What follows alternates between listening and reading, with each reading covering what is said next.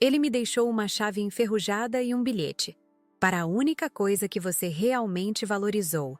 O ar do escritório do advogado ficou pesado, gelado, e o sorriso vitorioso da enfermeira cortava mais que o papel do testamento que me tirou tudo.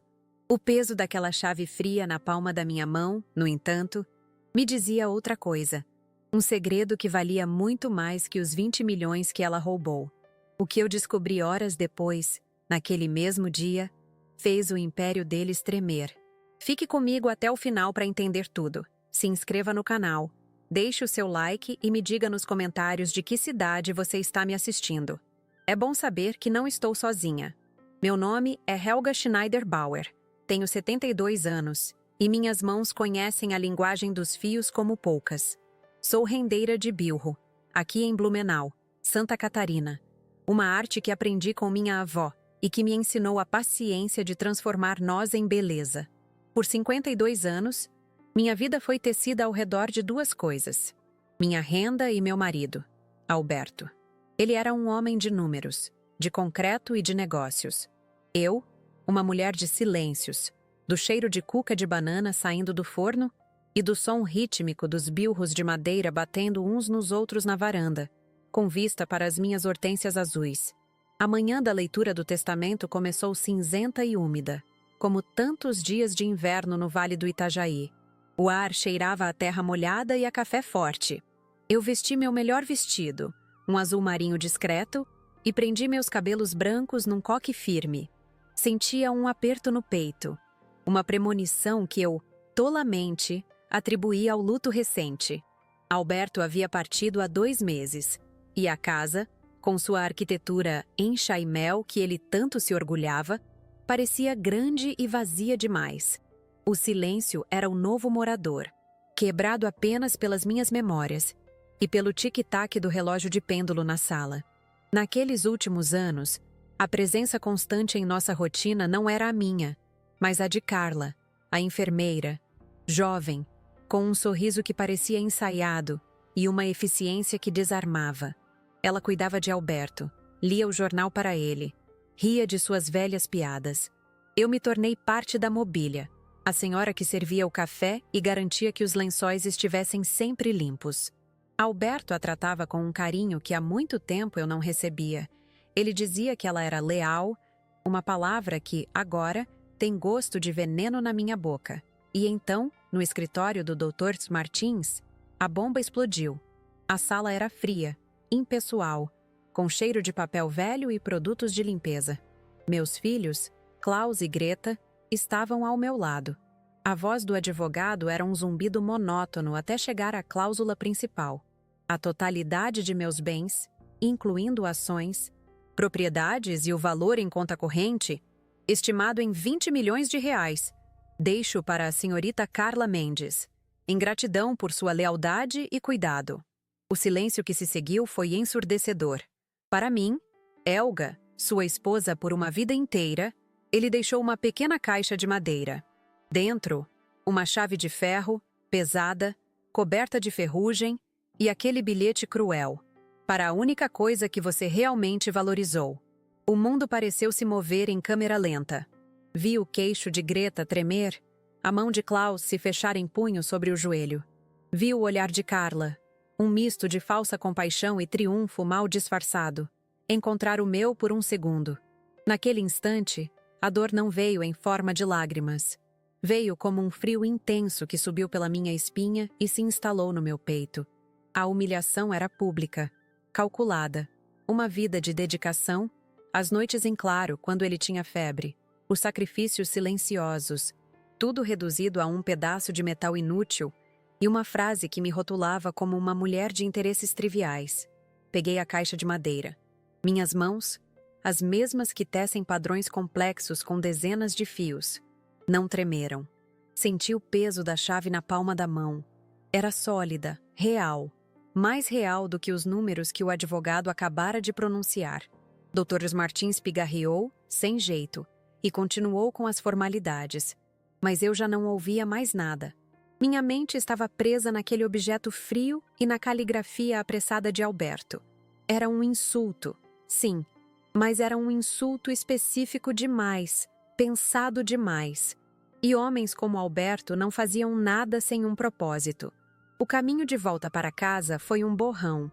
Klaus dirigia em silêncio, os nós dos dedos brancos no volante. O rádio estava desligado. A paisagem de Blumenau, com suas casas de estilo alemão e jardins bem cuidados, parecia uma pintura distante, algo que não me pertencia mais. Eu olhava para a caixa no meu colo. A madeira era escura, polida pelo tempo, sem nenhum entalhe ou decoração. Era uma caixa funcional, prática, como o Alberto. Ele desprezava sentimentalismos, mas guardava coisas, ferramentas antigas, papéis, projetos. Meus filhos me olhavam, esperando que eu desmoronasse, que eu chorasse, que eu gritasse de raiva. Mas naquele momento, a única coisa que pulsava em mim era o ferro frio daquela chave. O desprezo de Alberto era uma linguagem que eu aprendi a decifrar ao longo de 5 décadas. Eu ainda não sabia o que aquilo significava, mas entendia que não era apenas um ponto final, era um enigma. E eu, que passei a vida inteira decifrando a lógica dos nós, senti o primeiro fio de um padrão que ninguém mais na sala conseguia ver. Ao entrar em casa, o cheiro familiar de lavanda e madeira me acolheu, mas parecia errado. Era o meu lar. Mas a escritura agora pertencia a outra pessoa, uma estranha que sorria enquanto meu mundo era destruído. Fui direto para a minha cadeira de balanço na varanda, o meu santuário. A almofada de renda estava lá, os bilros arrumados, esperando por mãos que agora se recusavam a trabalhar. Coloquei a caixa e a chave sobre a mesinha ao lado. Elas pareciam fora de lugar, uma invasão do mundo pragmático de Alberto no meu universo de arte e silêncio. Sentei-me ali por horas, eu acho.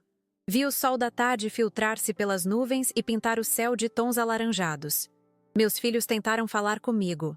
Greta, furiosa, já estava no telefone com outro advogado, falando em anular, em provar incapacidade, em lutar. Klaus, mais pragmático, falava em vender minhas rendas, em encontrar um apartamento menor. Eles viam o problema em milhões de reais. Eu via o problema no peso daquela chave. Eles queriam lutar a guerra de Alberto, a guerra dos números. Eu precisava entender a minha. Lembrei-me de Carla.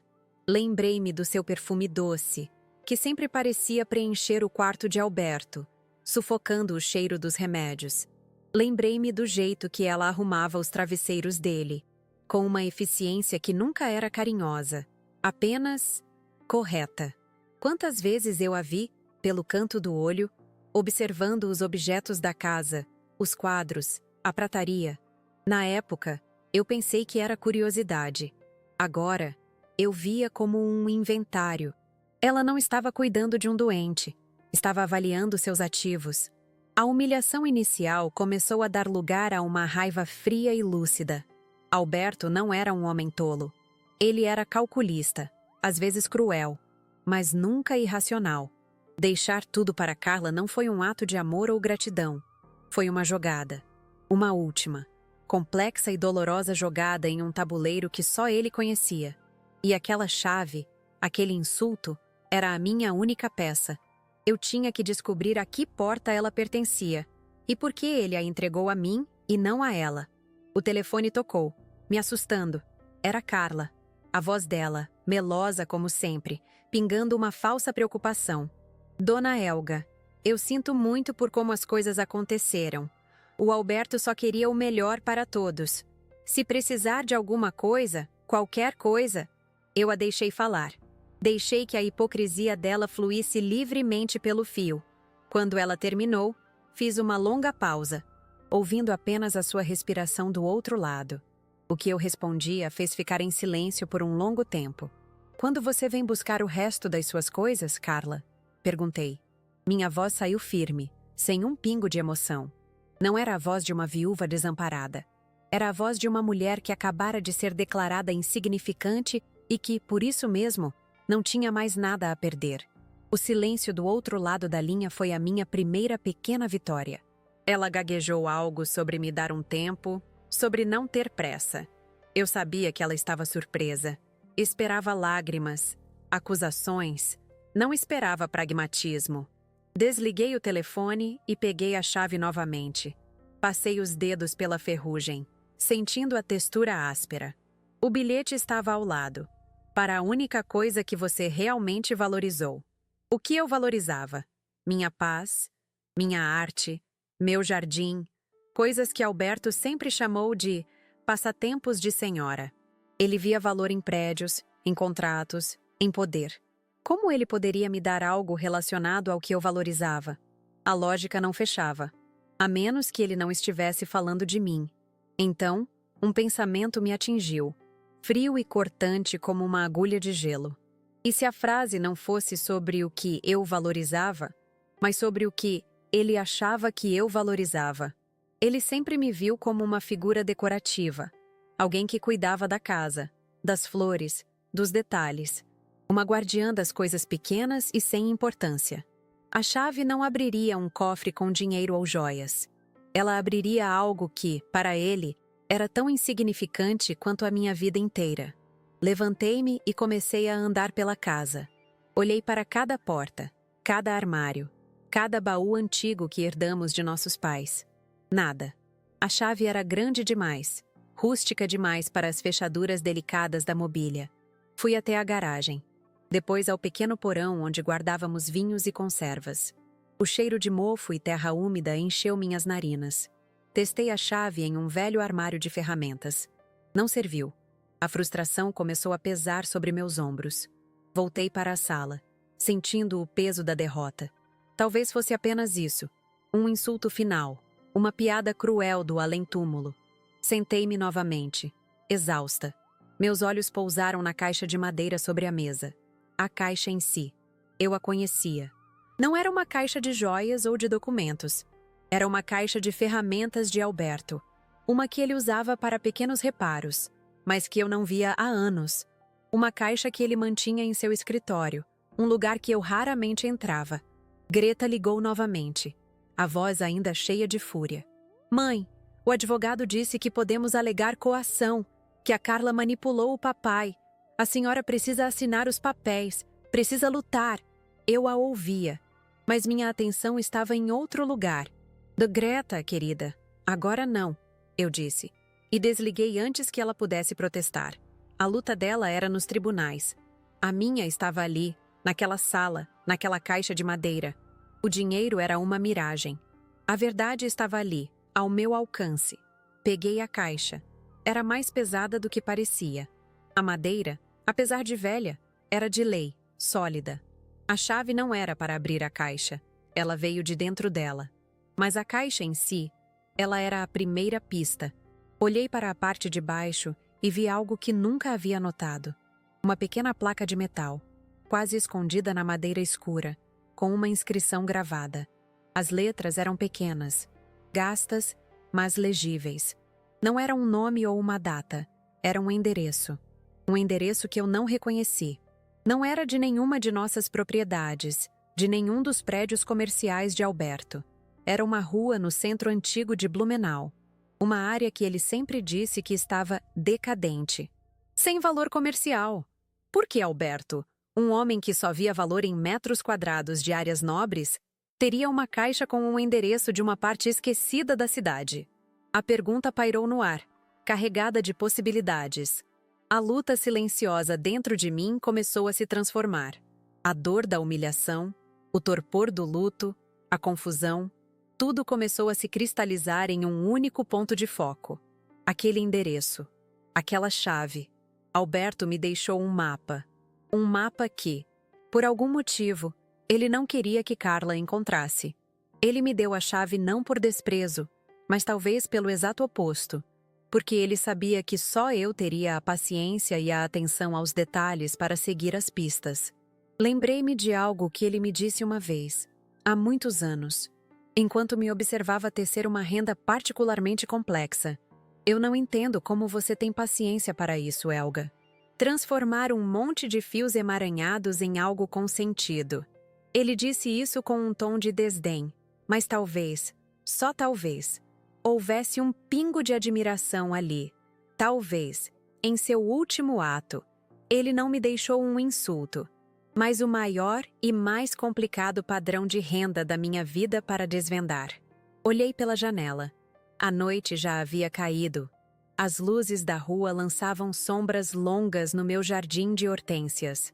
A casa estava silenciosa, mas não era mais um silêncio de perda. Era o silêncio que precede uma descoberta. Segurei a chave enferrujada com força. Ela não era mais um símbolo da minha humilhação. Era a ferramenta que eu usaria para desmontar a última e maior mentira de Alberto Bauer. E eu sabia exatamente por onde começar. A noite em casa foi longa. Um mar de silêncio denso que nem o tic-tac do relógio conseguia cortar.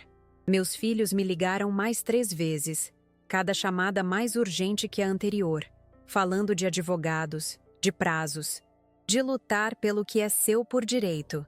Mas o direito deles era sobre dinheiro, sobre a face pública da herança de Alberto. O meu direito, eu sentia, estava gravado naquela pequena placa de metal com um endereço no centro antigo. Era uma luta diferente, uma que se travava não nos tribunais, mas na memória e na intuição. Eu não dormi. Fiquei na minha cadeira de balanço, a chave na mão, sentindo o frio do ferro se misturar ao calor da minha pele, esperando o primeiro sinal de luz do dia. Assim que os primeiros raios de sol pintaram de cinza o céu de Blumenau, eu tomei minha decisão. Não haveria café da manhã, não haveria a rotina de sempre. Peguei minha bolsa, a mesma que uso para ir à feira, coloquei a chave e a caixa de madeira dentro, e chamei um táxi. Eu não podia usar o carro, não podia pedir a Klaus que me levasse. Eles me fariam perguntas, tentariam me impedir com sua lógica pragmática. Esta era uma jornada que eu precisava fazer sozinha, guiada apenas pelo último insulto do meu marido, que agora me parecia cada vez mais um convite cifrado. O taxista era um rapaz jovem, com música tocando baixo no rádio. Ele me olhou pelo retrovisor, talvez estranhando uma senhora da minha idade saindo tão cedo, para um endereço tão incomum. Centro Antigo. Tem certeza, dona? Ele perguntou, a voz carregada com o sotaque local. Confirmei com um aceno de cabeça. O caminho foi uma viagem no tempo. Deixamos para trás as ruas limpas e organizadas do meu bairro, com seus jardins floridos e casas em chaimel impecáveis, e entramos em uma parte da cidade que parecia ter parado nos anos 50. As fachadas eram desgastadas, a pintura descascada revelando tijolos antigos. O ar parecia mais denso ali, carregado com o cheiro de umidade e história. Lojas fechadas, com letreiros desbotados, passavam pela janela como fantasmas de um passado comercial que já não existia. Alberto odiava esta parte da cidade. Entulho arquitetônico. Ele costumava dizer, sem potencial de investimento. E, no entanto, seu último segredo, a peça final do seu quebra-cabeça, estava escondido bem aqui, no coração do que ele mais desprezava. O carro parou em frente a um prédio estreito, de 2 andares, espremido entre uma padaria fechada e uma loja de tecidos com as vitrines empoeiradas. Eu paguei o motorista e pedi que ele não esperasse. Fiquei parada na calçada por um momento, sentindo a garoa fina molhar meu rosto. O prédio à minha frente era anônimo. A fachada era de um ocre desbotado, com janelas de madeira que pareciam seladas pelo tempo. Não havia placa, nem número visível, apenas uma porta de madeira maciça, escura e sem adornos, com uma fechadura de ferro grande e enferrujada. Era ali. O coração bateu um pouco mais forte no meu peito, uma mistura de medo e expectativa. Por um instante, a dúvida me assaltou. E se fosse apenas isso? Um depósito abandonado? Uma brincadeira final e sem sentido? Respirei fundo, o ar frio enchendo meus pulmões. A voz de Greta ecoou na minha mente, falando sobre anular o testamento, sobre a humilhação. A voz de Klaus, sobre a necessidade de ser prática, de pensar no futuro. Mas eles não entendiam. O futuro deles era sobre dinheiro. O meu, naquele momento, era sobre entender o passado, sobre decifrar a última palavra de um diálogo de 52 anos com meu marido. O desprezo dele me deu uma tarefa, e eu A mulher dos nós e dos padrões. Não podia deixar um fio solto. Aproximei-me da porta. O cheiro era de madeira molhada e abandono. Tirei a chave da bolsa. A ferrugem manchou meus dedos de um pó avermelhado. Minhas mãos, que se moviam com tanta agilidade entre os bilros, tremeram um pouco ao guiar a chave para a fechadura. O metal arranhou contra o metal. Um som áspero que quebrou o silêncio da rua. Por um segundo, pensei que não ia funcionar, que a fechadura estava emperrada para sempre. Mas então, com um pouco mais de força, a chave girou. Um clique, alto, seco, ressoou como um tiro. Aquele som foi uma validação. Não era uma piada. A chave pertencia àquele lugar. Empurrei a porta, que rangeu em protesto, abrindo uma fresta para a escuridão lá dentro. Uma lufada de ar viciado veio ao meu encontro. Um cheiro complexo de poeira, terebintina, madeira antiga e algo mais. Algo metálico e familiar que eu não conseguia nomear. Era um cheiro de trabalho, de um lugar onde coisas eram feitas. Aquele cheiro contrastava violentamente com o perfume de lavanda da minha casa, ou com o aroma asséptico do escritório do Dr. Martins. Era um cheiro real, de esforço. Entrei, deixando a porta se fechar lentamente atrás de mim. A pouca luz que entrava pela fresta e pelas fendas das janelas revelava um grande salão. O chão era de cimento bruto, manchado de óleo e tinta. Havia bancadas de trabalho cobertas por um lençol de poeira, ferramentas penduradas em silhuetas nas paredes e máquinas grandes e silenciosas cobertas com lonas. Era uma oficina de artesão, completamente abandonada, congelada no tempo. O silêncio aqui era diferente do da minha casa. Não era um silêncio de ausência, mas de espera. Andei devagar pelo espaço, meus passos levantando pequenas nuvens de poeira que dançavam nos feixes de luz. Havia um torno mecânico em um canto, uma serra de fita em outro, ferramentas de marcenaria, de metalurgia, um arsenal de criação. Por que Alberto, o homem dos escritórios climatizados e das planilhas, manteria um lugar como este? Ele mal sabia pregar um quadro na parede. O desprezo dele por trabalhos manuais era notório. Uma piada recorrente em jantares de família. Ele sempre dizia que mãos sujas eram sinal de planejamento falho. Minha mão deslizou sobre a superfície de uma bancada, deixando um rastro limpo na poeira. Embaixo, a madeira era sólida, marcada por anos de uso, com entalhes, riscos e queimaduras. Eram as cicatrizes do trabalho. Ao lado, havia um banquinho de madeira e, sobre ele, um caderno de capa dura, também coberto de pó. Senti um arrepio. Aquele era o tipo de lugar que Carla, com seus saltos altos e seu cheiro de perfume caro, jamais sequer imaginaria existir. Era um mundo que não se encaixava no império de 20 milhões de reais que ela herdou. Abri o caderno. As páginas estavam amareladas, mas a tinta da caneta ainda era nítida. A caligrafia era inconfundível, a letra apressada e angular de Alberto. Mas não eram números de contas ou anotações de negócios. Eram esboços, desenhos detalhados de peças de metal, de engrenagens minúsculas, de mecanismos complexos. Eram projetos de relógios, relógios de pêndulo, de mesa, de bolso. Dezenas e dezenas de páginas repletas de uma paixão secreta e meticulosa pela relojoaria. Fiquei ali, parada no meio da oficina silenciosa, folheando o caderno. Era como descobrir um quarto secreto na alma do homem com quem vivi por mais de meio século. O empresário implacável, que media o sucesso em cifras, tinha um universo paralelo onde ele era um artesão, um criador, um universo que ele escondeu de todos, inclusive de mim. A dor da traição, a humilhação do testamento, tudo começou a se reconfigurar na minha mente. Aquilo não era sobre Carla. Nunca foi. Continuei a explorar o local. Em uma pequena sala nos fundos, que parecia ter sido um escritório, havia uma escrivaninha.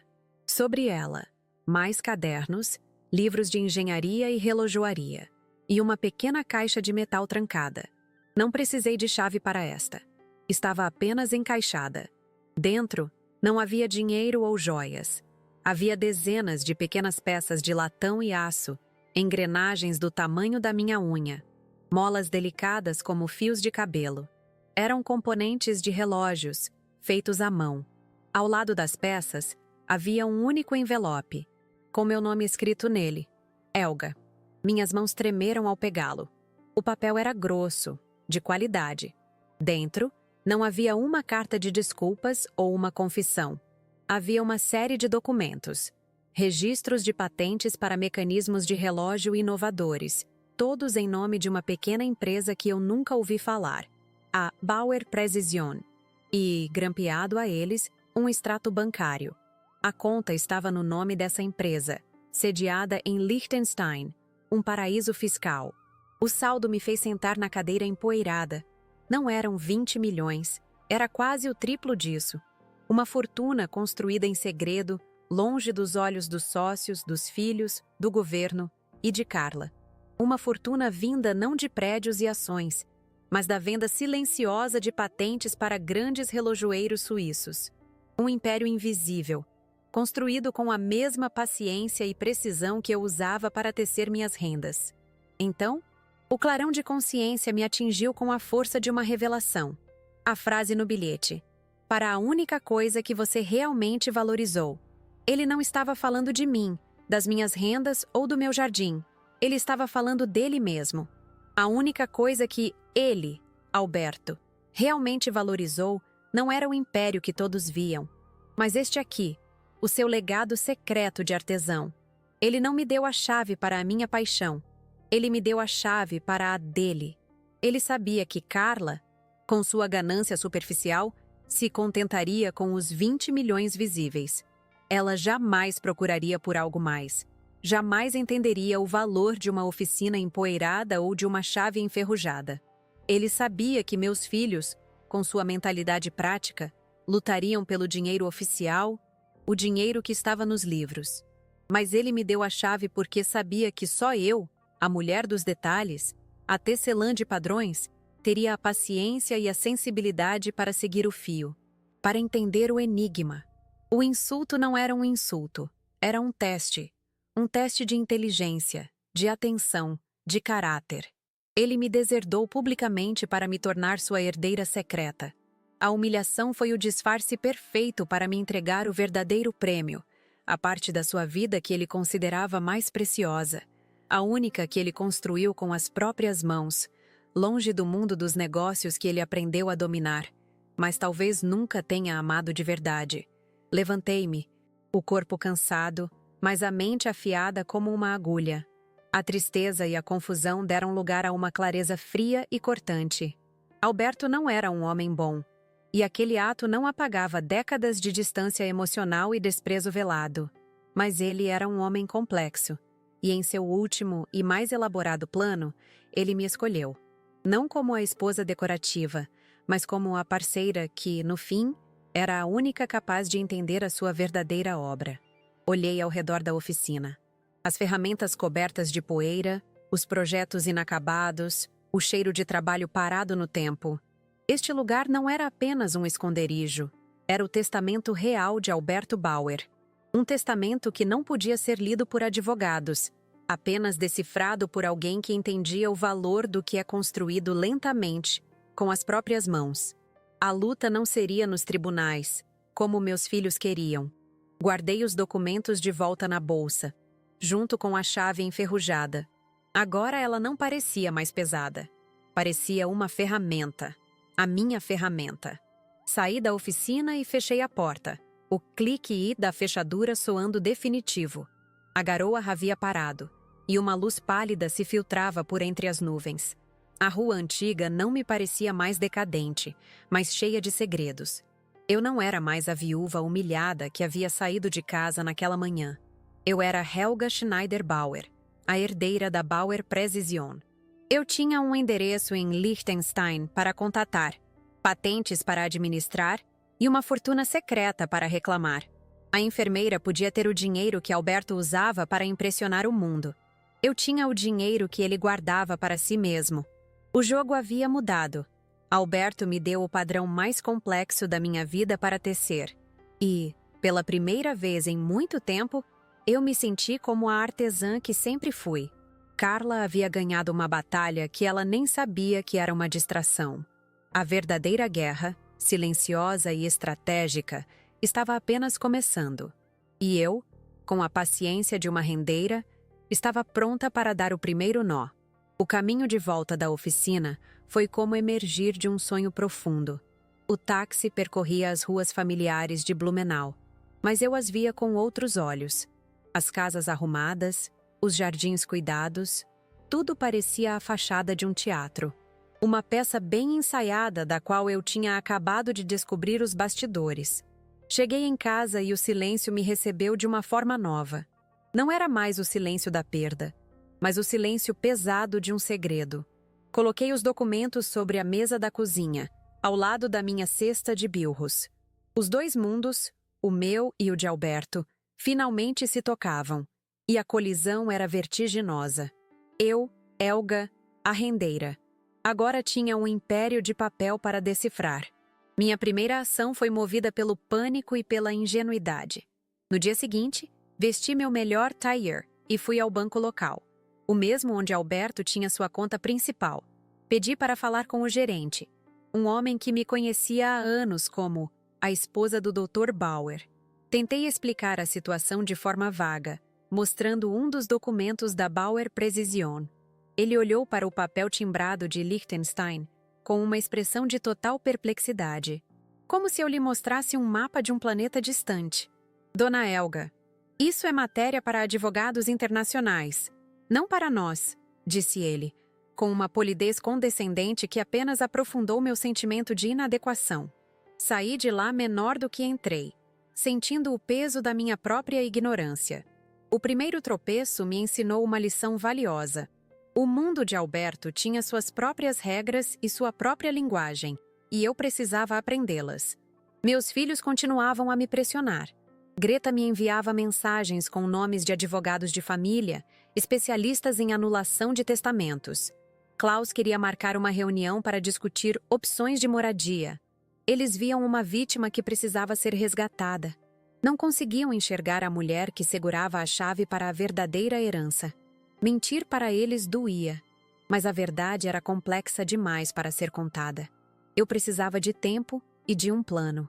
Então, meus hábitos mudaram. A almofada de renda ficou no canto da varanda, acumulando uma fina camada de poeira. As manhãs, antes dedicadas ao som dos bilros, agora eram preenchidas pelo clique das teclas do velho computador de Alberto. Eu, que mal sabia enviar um e-mail, mergulhei em pesquisas sobre direito corporativo suíço, paraísos fiscais e patentes de relojoaria. O mundo que se abriu para mim era abstrato, frio, feito de cláusulas e siglas.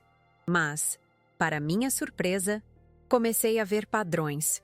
A lógica de um contrato de patente não era tão diferente da lógica de uma renda de bilro.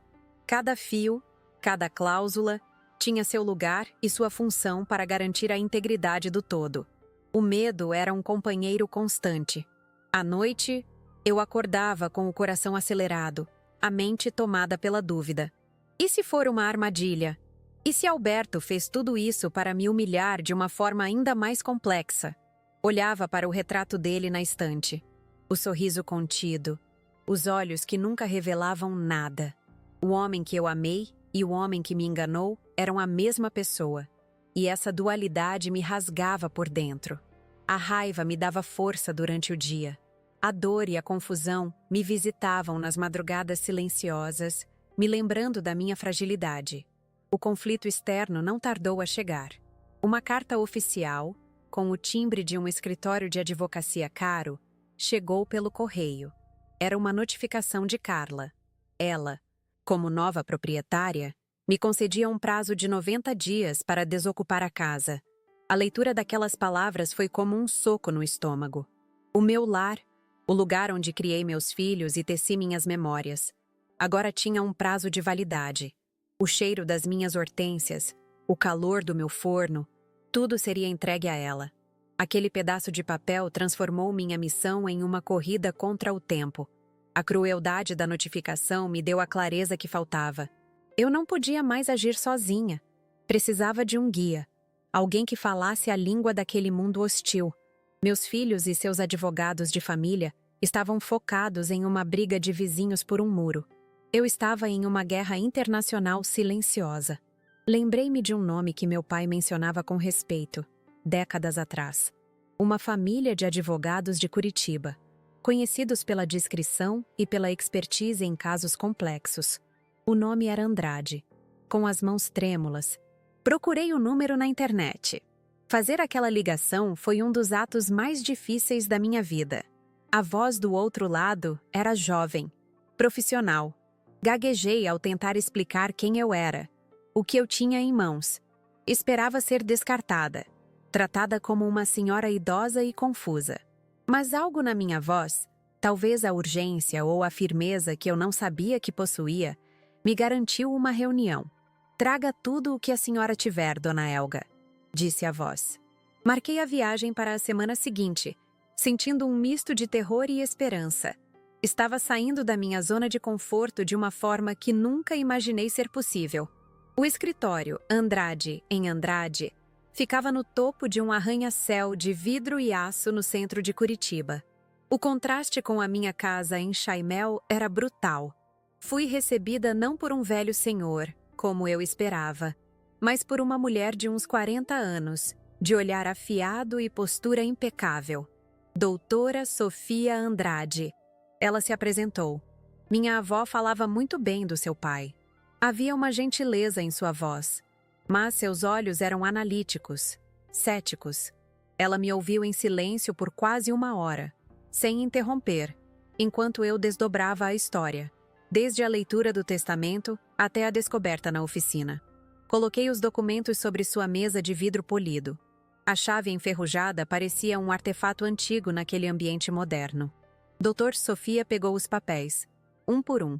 Seus olhos percorriam as linhas em alemão e inglês com uma velocidade impressionante. O ceticismo em seu rosto deu lugar a uma concentração intensa e, por fim, a um brilho de surpresa e admiração. Ela pegou o extrato bancário de Liechtenstein, olhou para o saldo, depois olhou para mim. E, pela primeira vez, ela sorriu. Dona Elga, seu marido não era apenas um empresário, ele era um gênio. E um canalha. A validação de Sofia foi como a primeira chuva após uma longa seca. Eu não estava louca. O tesouro era real. Nas semanas seguintes, nossa comunicação se tornou diária. Ela montou uma pequena equipe e começou a verificar cada patente, cada transação, cada fio da teia internacional que Alberto havia tecido. Eu, de Blumenau, passava horas ao telefone, respondendo perguntas sobre os hábitos de Alberto, seus contatos, suas viagens, minha memória. Antes um repositório de lembranças domésticas, tornou-se uma ferramenta de investigação. Eu comecei a desenvolver uma nova disciplina. Acordava às 5 da manhã, não para assar cuca, mas para ler os e-mails de Sofia e estudar os documentos que ela me enviava. Aprendi a usar aplicativos de videoconferência. Minha sala de estar se transformou em um quartel-general. O cheiro de café forte se misturava ao cheiro de papel impresso. Eu estava cansada, exausta, mas também me sentia mais viva do que em décadas. Estava usando partes do meu cérebro que eu nem sabia que existiam. Meus filhos notaram a mudança. A senhora está diferente, mãe, disse Klaus durante uma visita. Distante. Parece que desistiu de lutar. Eu não podia lhes contar a verdade. Não ainda. A operação era delicada demais. Qualquer vazamento poderia alertar Carla e seus advogados. Eu não desisti, meu filho. Apenas mudei de estratégia, respondi. A evasão criou uma nova camada de dor entre nós. Eles me viam como uma mãe enlutada e passiva, justamente quando eu estava no meio da maior batalha da minha vida. Enquanto isso, Carla agia exatamente como Alberto previra. As notícias chegavam até mim pelos conhecidos da cidade. Ela vendeu a casa de campo da família por um preço muito abaixo do mercado, trocou a frota de carros da empresa, organizou uma festa extravagante. Estava liquidando os ativos visíveis com a pressa de quem teme que tudo seja uma miragem. Ela era barulhenta, ostensiva, e cada movimento que ela fazia nos dava mais informações sobre como encurralá-la quando chegasse a hora certa. Houve um momento de crise.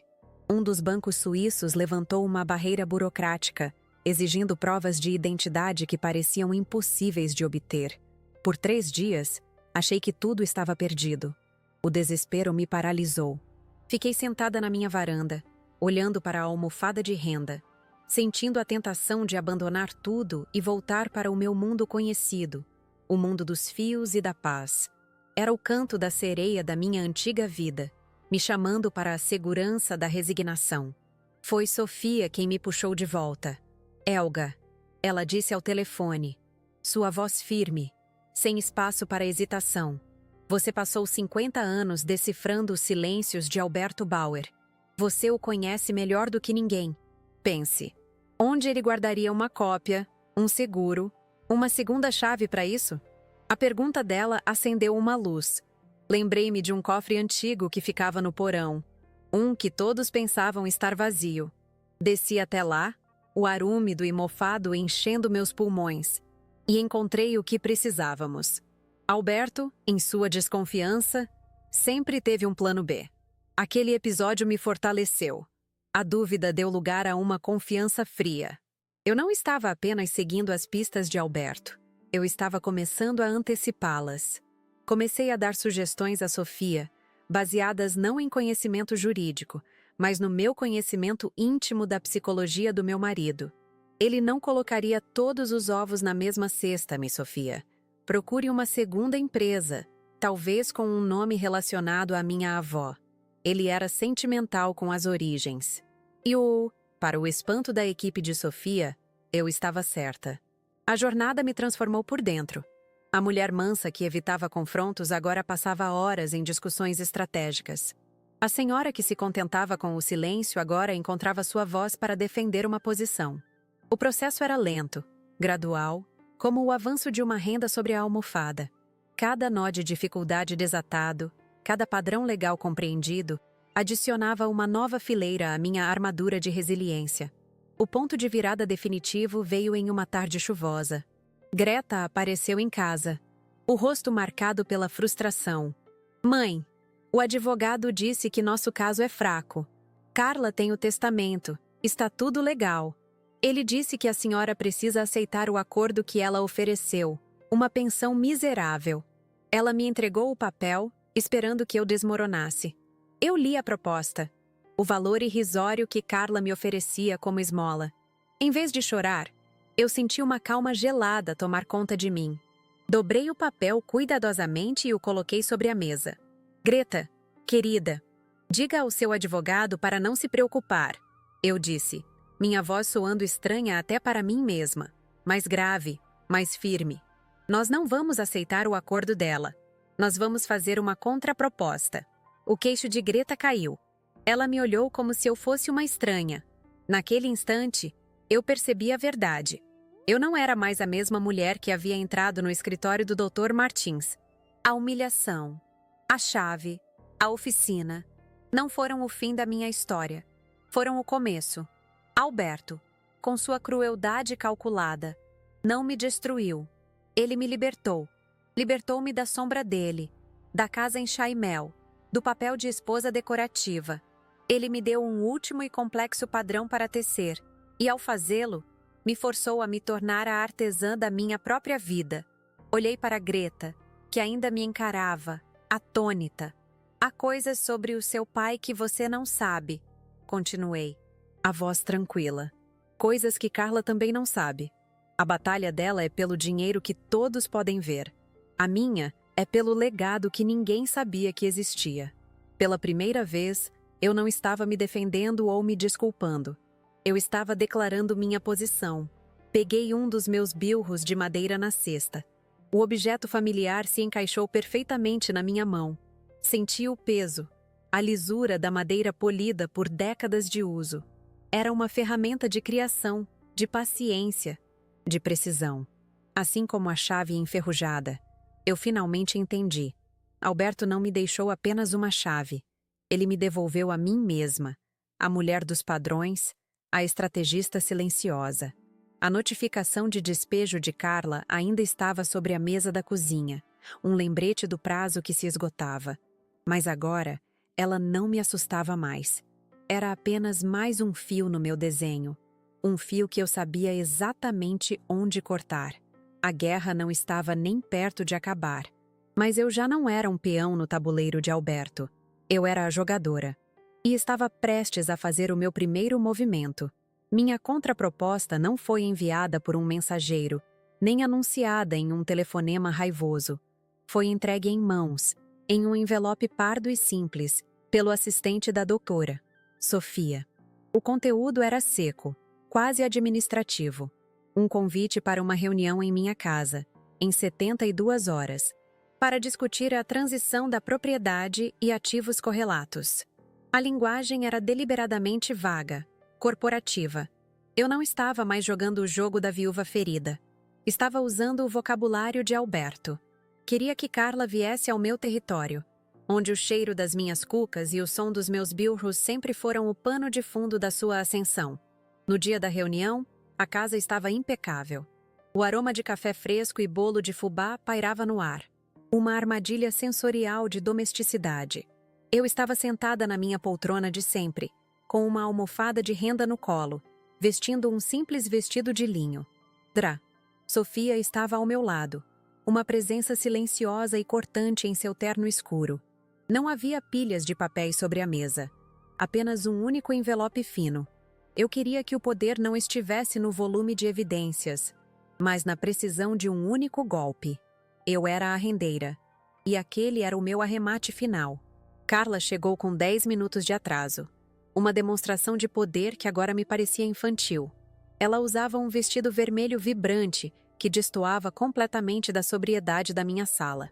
Seu advogado, um homem de sorriso fácil e sapatos caros, a acompanhava.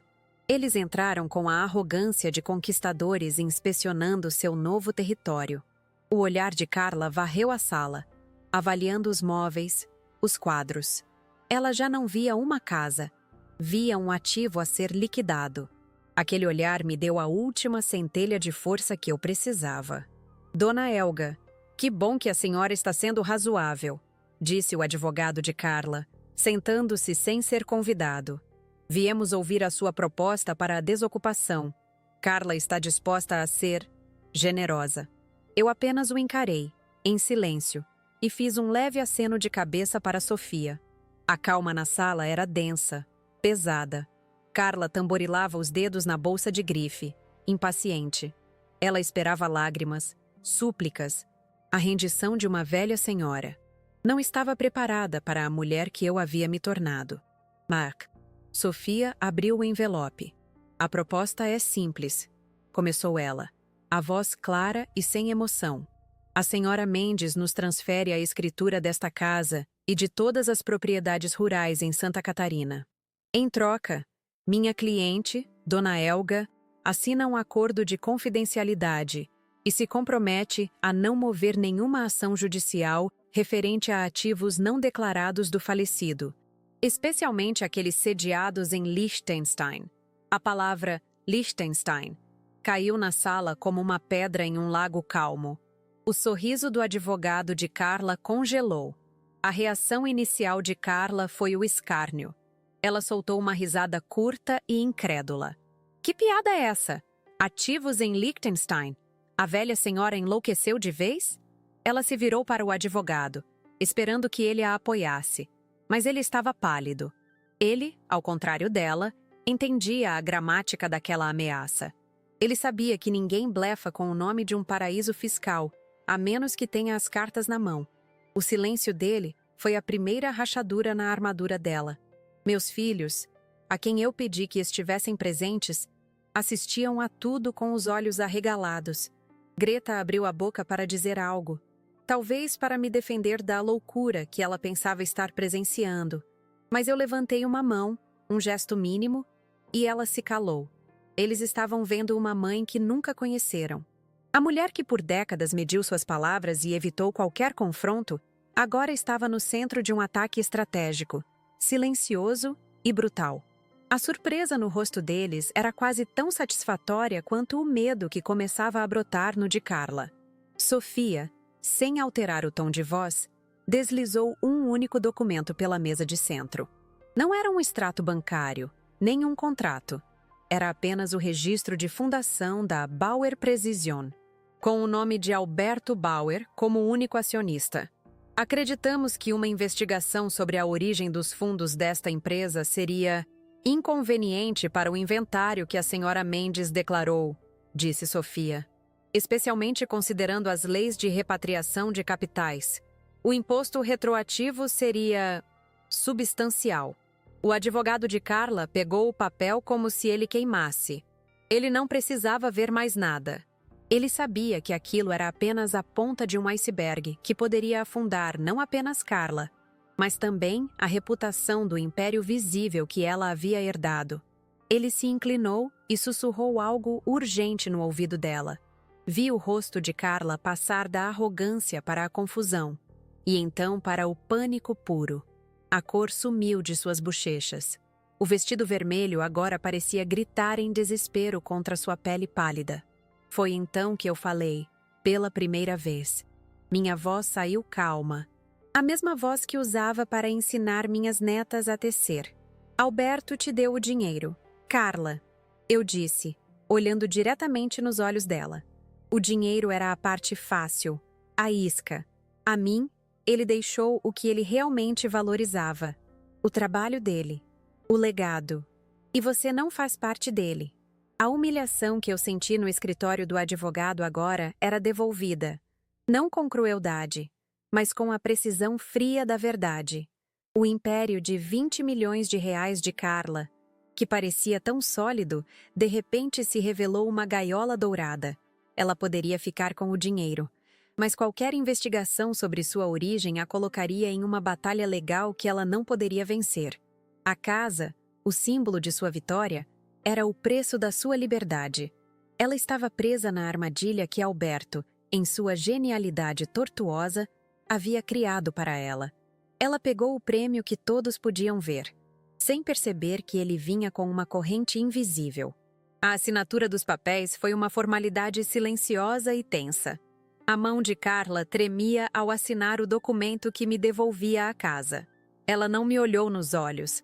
Saiu apressada, o advogado em seu encalço, deixando para trás apenas o rastro de seu perfume caro, que logo se dissipou no ar familiar da minha casa. Quando a porta se fechou, um silêncio profundo se instalou. Então, Klaus, meu filho, o pragmático, simplesmente disse: Mãe, não havia mais nada a dizer. O respeito em sua voz valia mais do que qualquer fortuna. Nos meses que se seguiram, a minha vida se desdobrou em direções que eu jamais imaginei. A primeira conquista tangível foi a paz de andar pela minha própria casa. Cada cômodo, cada objeto, estava impregnado de uma nova significância. Não era mais a casa de Alberto Bauer. Era o meu lar, reconquistado não por direito, mas por inteligência. O jardim de hortênsias pareceu florescer com um azul mais intenso, como se também respirasse aliviado. A oficina no centro antigo tornou-se meu projeto.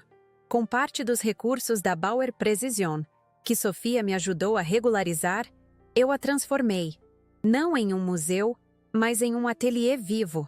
Contratei jovens relojoeiros e marceneiros da região, talentos que, como eu, valorizavam o trabalho das mãos. O som das ferramentas voltou a ecoar no velho prédio, um tributo não ao homem que Alberto foi, mas ao artesão que ele escondeu ser. Com o restante da fortuna, criei a Fundação Schneider Bauer de Artes e Ofícios. Meu nome de solteira, Schneider, veio primeiro, uma declaração silenciosa de identidade. A fundação passou a financiar aprendizes de ofícios em extinção, rendeiras, entalhadores, sopradores de vidro. O dinheiro que nasceu da precisão secreta de um homem agora servia para preservar a beleza visível criada por muitos. Era a síntese perfeita, o nó final que amarrava todas as pontas soltas da minha história. O contraste com a minha vida anterior era gritante. Antes, eu era a senhora que servia o café nas reuniões de Alberto. Agora, eu presidia as reuniões do conselho da minha fundação. Minhas mãos, antes ocupadas apenas com os bilros, agora assinavam contratos, aprovavam projetos, decidiam destinos. As pessoas que antes me olhavam com pena, agora me olhavam com uma mistura de espanto e admiração. Eu não havia mudado por fora, mas a gravidade da minha presença no mundo era outra. Meus filhos se tornaram meus maiores aliados. Klaus, com sua mente para negócios, ajudou a estruturar a fundação. Greta, com seu coração apaixonado, descobriu um talento para encontrar e nutrir jovens artistas. Nossa relação, antes marcada pela preocupação deles com a minha fragilidade, foi reconstruída sobre a rocha sólida do respeito mútuo. Eles finalmente viram a mulher que sempre existiu por trás da figura de sua mãe. Essa foi, talvez, a minha maior conquista. Quanto a Carla, as notícias que chegavam eram esparsas. Diziam que ela vivia em um apartamento luxuoso na capital, mas que raramente era vista. O dinheiro lhe comprou isolamento, não felicidade. Ela ganhou a fortuna, mas perdeu a narrativa. Na cidade, ela se tornou um conto de advertência sobre a ganância, enquanto a minha história, para minha surpresa, começou a ser contada em voz baixa, como uma lenda local de resiliência. Hoje, sentada na minha varanda, com o som rítmico dos bilros novamente preenchendo meus dias, eu olho para a minha jornada. A mulher que foi publicamente deserdada e a mulher que hoje comanda uma fundação são a mesma pessoa. A diferença é que uma delas finalmente aprendeu o próprio valor, um valor que não pode ser medido em reais, mas na força silenciosa que reside na paciência e na atenção aos detalhes. A chave enferrujada está sobre a minha mesinha de trabalho, ao lado da minha almofada de renda. Ela não é mais um símbolo de humilhação, é um lembrete. Um lembrete de que, às vezes, as maiores feridas são as portas para as nossas maiores forças. Alberto, com seu último ato de crueldade, me deu o presente mais inesperado de todos. Ele me forçou a me libertar da sombra dele e a encontrar a minha própria luz. Eu não o perdoei, pois o perdão não é necessário para a compreensão. Eu entendi que ele, à sua maneira complexa e falha, me escolheu, não para herdar seu dinheiro, mas para decifrar sua alma. Ele confiou não no amor, mas na minha habilidade, na minha inteligência silenciosa. E, ao fazer isso, ele me devolveu a mim mesma, a vida. Como a renda de bilro, é tecida com inúmeros fios. Fios de alegria, de dor, de amor e de perda. Há momentos em que os fios se emaranham, formando nós de desespero que parecem impossíveis de desatar. Aprendemos a contorná-los, a escondê-los, a viver com eles. Mas a verdadeira maestria não está em evitar os nós, mas em aprender a usá-los como parte do desenho. A minha humilhação foi o nó mais feio e apertado da minha vida. Por um momento, pensei que ele rasgaria todo o meu tecido. Mas, com paciência, eu o analisei, segui seus fios, e o transformei no ponto central da minha nova obra. Ele não desapareceu, mas tornou-se a fonte da força e da beleza do padrão final. A todos que me ouvem, que se sentem invisíveis, subestimados ou presos em um padrão que não escolheram, olhem para as suas mãos. Olhem para a habilidade que vocês cultivaram em silêncio, seja em um jardim, em uma cozinha, em uma planilha ou em uma folha de papel. A paciência, a precisão e a resiliência que vocês usam em suas paixões secretas são as mesmas ferramentas que vocês precisam para tecer um novo destino. Não esperem que alguém lhes entregue a chave. Às vezes, a chave é a própria injustiça que lhes foi feita. Usem-na. Girem-na na fechadura da vossa própria força. O que vocês encontrarão do outro lado não será um império deixado por outra pessoa, mas algo infinitamente mais valioso. O império de si mesmos, construído, nó por nó, com a matéria-prima da sua própria e inquebrantável vontade.